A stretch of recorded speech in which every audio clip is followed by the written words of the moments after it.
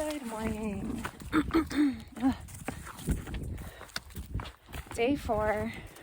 I started at 12:40 a.m. Yeah, had a nice night staying at a little cabin, and I don't even know if this town has a name. It was by Lake Riebnes, a small, very, very, very small town. The only people that seemed to be there were fishermen and hikers, and just a handful. I think I saw maybe 2 or 3, 4 hikers that were catching the boat going the opposite direction. But yeah, I'm a couple hours in now. Yeah, 2 hours, 17 minutes.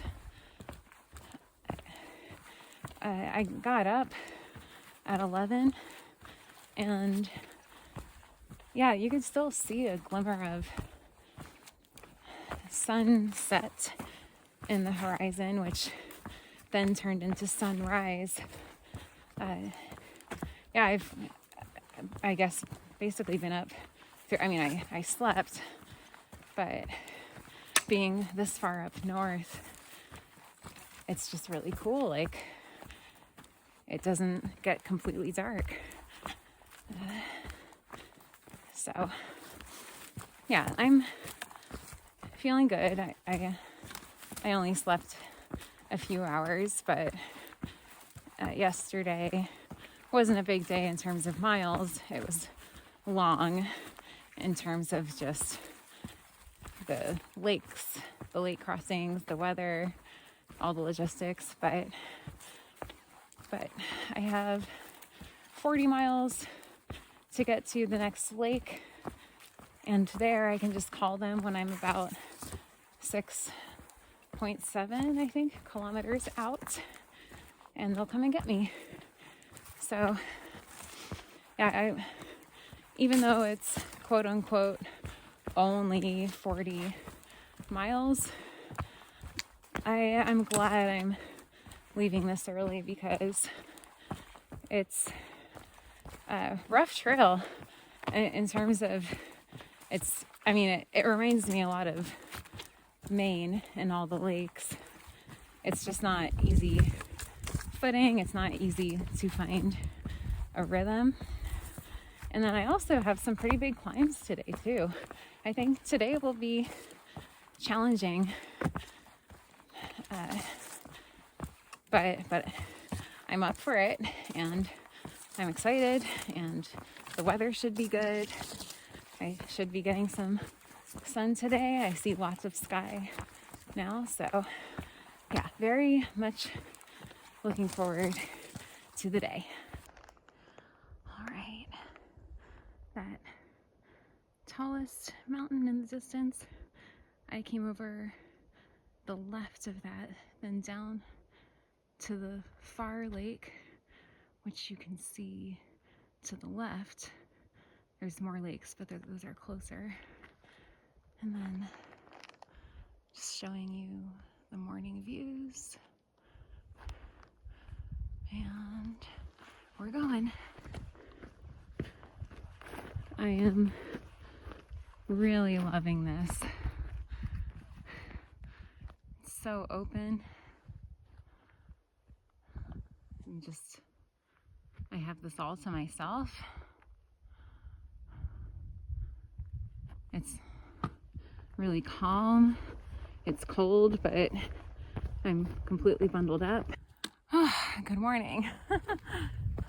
I'm just out here in this beautiful place with the sunrise. I think I've passed into the Arctic Circle. Actually, I'm gonna check my map and see. Oh yeah, I am well into the Arctic Circle. It looks like the line was just north of Riebnes, the lake that I slept by. But I just realized I haven't had coffee in, I guess, 3 days. That feels like a long time. I love my coffee. Let's see. I think I had it on day 2. So I didn't have coffee yesterday or today. Oh no. Okay, 2 days. 2 days is significant for someone that generally has at least 2 cups of coffee 365 days a year. I loved watching Tanya Monarch's Appalachian Trail videos where she'd like get close to town or talk about coffee and she'd be like, coffee. So, and you know what, right now I'm doing fine without coffee or caffeine, and like I've not been getting a ton of sleep, but I've also, like yesterday I got that cat nap. Last night I got like a few hours of sleep. I don't know, maybe it's just the adrenaline and the excitement of being here. I feel okay. But why was I talking about coffee? Oh, because I feel like I'm on a caffeine high, but again, it just must be the adrenaline. But I'm having just all these revelations and ideas about the future, and I thought I knew what I wanted to do next summer, which I've been talking about hiking the PCT for a while, and the PCT would be new to me, but being out here and experiencing this trail that is not only new to me, but I didn't know anything about it until half a year ago. Now I'm starting to think, like, do I want to hike the PCT? Like, I think I've had that idea in my head for almost 10 years since seeing the movie Wild, and then I read the book, and then I watched the movie again, then I read the book again. It really touched me, and I don't know, I could just kind of see myself in the main character in some ways, the author of the book. But now part of me is just like, well, in the world of thru hiking, you know, people might start with the AT or the PCT, then they get addicted to hiking, and then hike another Triple Crown distance, and then they get really wild and do the Continental Divide Trail. I mean, I'm talking about like North American hiking.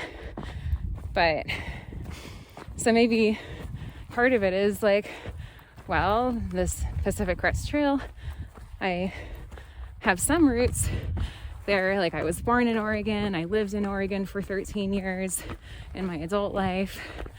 And I've had some special experiences on the trail, and I want to see more of it.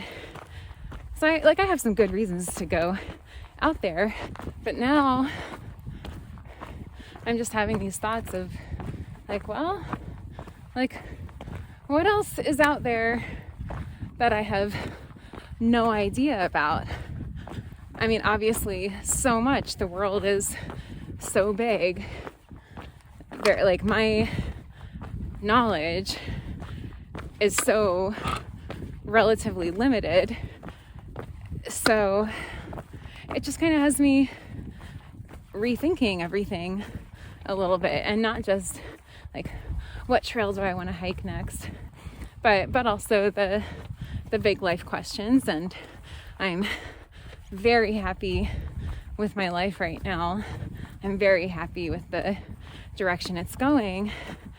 And I think part of what I'm feeling is, well, like, the PCT, that's an idea that I've had, that I've been holding on to, you know, that was, or is, like, one track I can follow. But like I was in a different place in my life when I came up with that idea. Now, like, I have this life and situation I love, and it's exciting to think like, well, how can I expand on all things new? So this is new. This to me feels like a revelation, and I don't know. I'm not dismissing the PCT, but I think I just want to keep open to all the possibilities that are out there.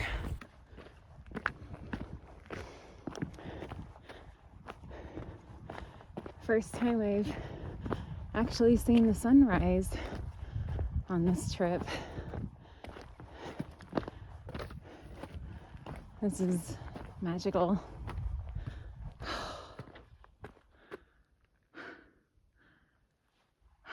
Wow.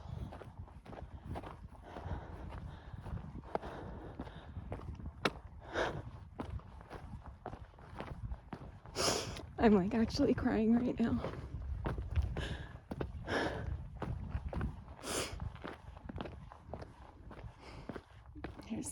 Here's what else is around.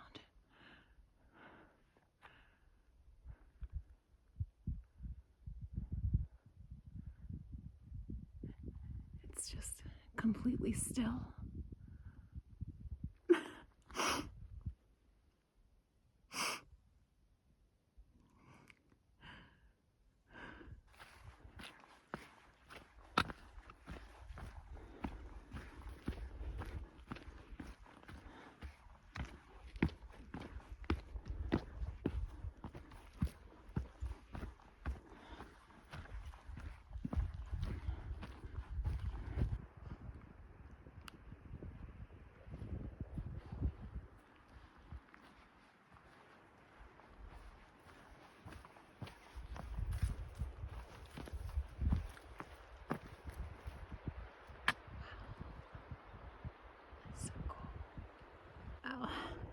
It's hard from the video, I think, to tell the scale of all of this.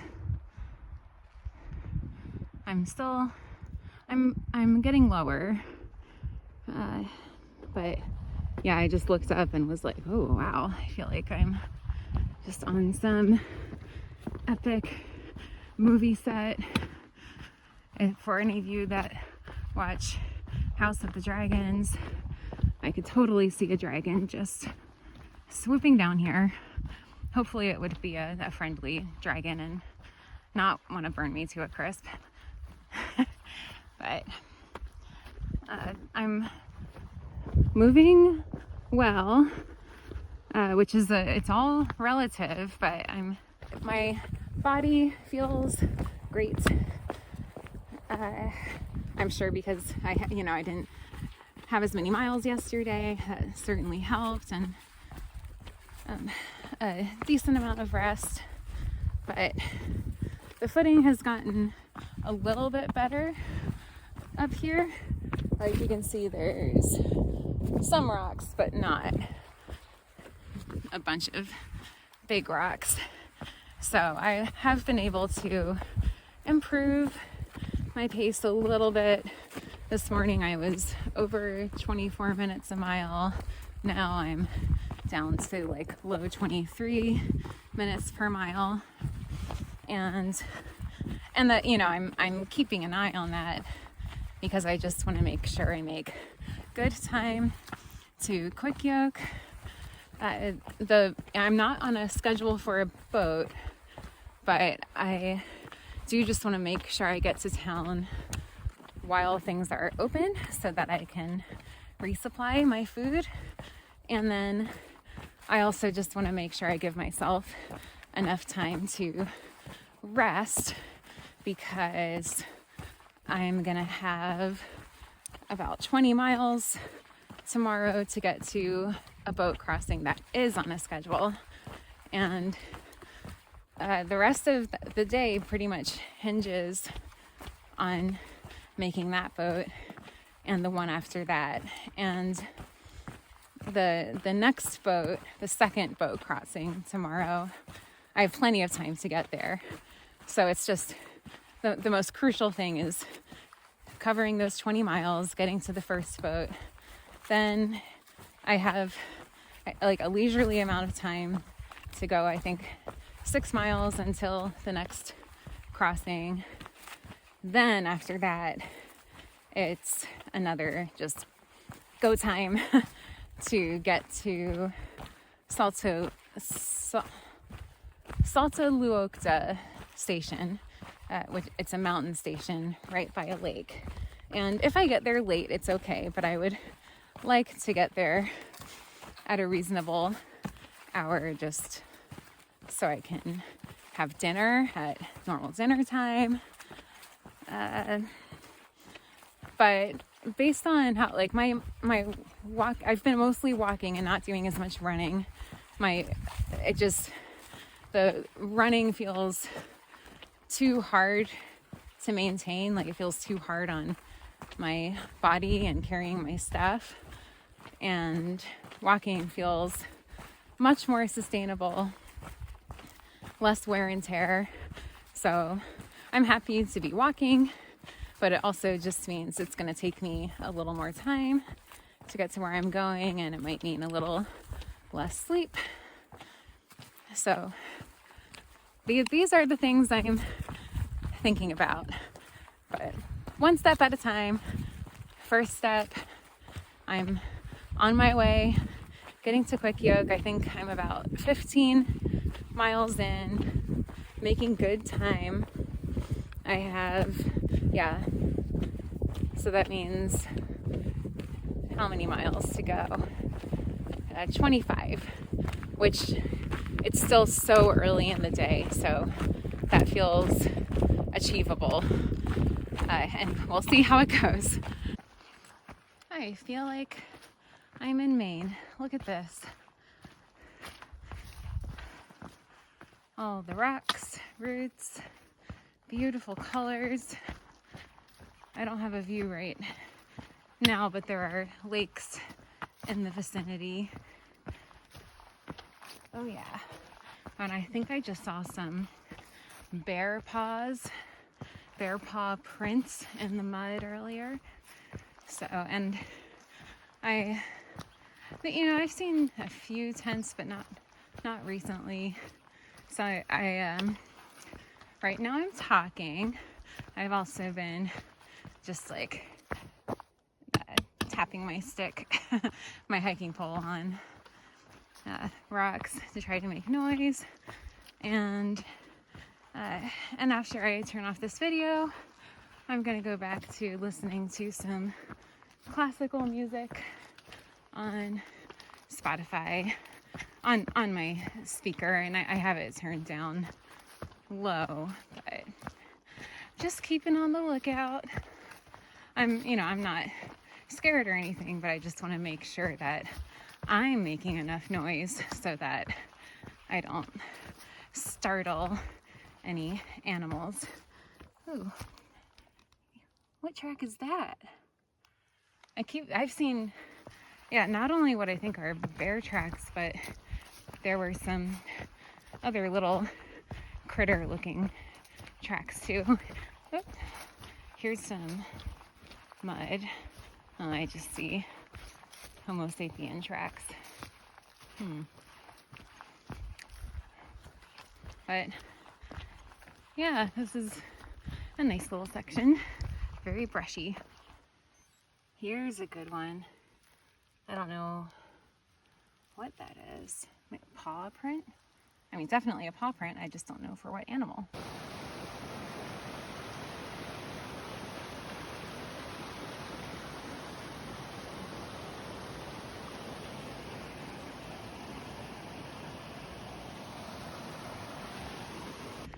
Just a little check-in on our surroundings. It's very lovely. This reminds me a little of Hemavan State Park in New York on the AT. It has this kind of open slab rock that I enjoy. I just looked up and it was like, holy mountain. These guys have been in the distance for a while, but suddenly they're closer. Progress. Nice little outcrop here. Hello, mountains. Give you a closer look.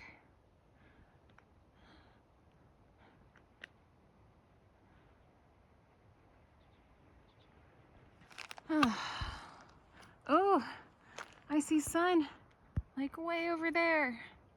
It's been actually mostly cloudy all day. I'm pretty cold, but very, very comfortable for hiking. So very, very nice hiking weather. But I just, there was sun in the forecast, and as things go, we have not gotten sun, though I did get that incredible sunrise this morning, which I would trade for a sunny day any day. But yeah, maybe there's a chance of some more sun yet. And loving the colors, as always. It's so vibrant. And you can see the yellows starting to show on the leaves. This is very dense, tight, brushy forest. These trees are hardy. You don't want to run into them. Well, some of them don't look too bad, but they're very sturdy. I'll just say that.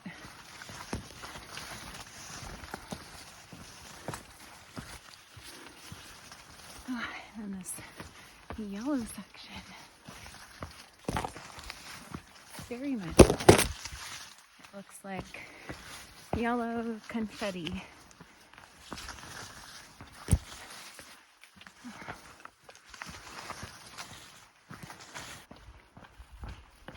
More bogboards, thank goodness, because there are plenty of bogs on this trail that don't have bogboards. I don't have videos of them because it's too treacherous to try to take a video while navigating a bog. All right, more progress. 1, 2, 3, 4 gentle giants. I'm calling the Swedish mountains gentle giants because that's what they look like to me. They're not jagged or peaky. They're very nicely sloped, and that's generally how the trail has been too. It's rare that there's like a super steep climb or lung busting kind of section of the trail. I would say the most difficult part of the trail is the footing, but even the footing isn't that bad compared to something like the Long Trail or the White Mountains. It's all relative. So I would say like the Swedish mountains, and I mean this in a good way. I guess I should say the Kungsleden, because the Kungsleden just kind of weaves like around the mountains. It doesn't go, I'm never going up to the top of any of these. I'm just going by them, which I am perfectly okay with. Kungsleden means King's Road. I have read the history. I forget it off the top of my head though, but I think it literally was like the King's Road or someone. I will have to look this up, but I think the point was to not be the hardest trail in the world, but for like a somewhat manageable path from north to south through these mountains. So I mean, it makes sense. It's like the path of least resistance. Yeah. You know, I've been getting closer and closer to these mountains for a while. I'm starting to think that I'm probably going in between them, which would make a lot of sense. It's the mountain pass. Beautiful.